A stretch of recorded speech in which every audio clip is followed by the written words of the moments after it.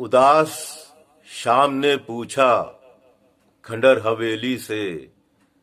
उदास शाम ने पूछा खंडर हवेली से, कहाँ है फूल से चेहरे बदन वो चांदी से। कहाँ है फूल से चेहरे बदन वो चांदी से। उदास शाम ने पूछा खंडर हवेली से, कहाँ है फूल से चेहरे बदन वो चांदी से।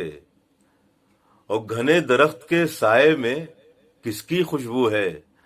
घने दरख्त के साए में किसकी खुशबू है। गुजर गया है दबे पांव कौन बस्ती से। गुजर गया है दबे पांव कौन बस्ती से। कहाँ है फूल से चेहरे बदन वो चांदी से।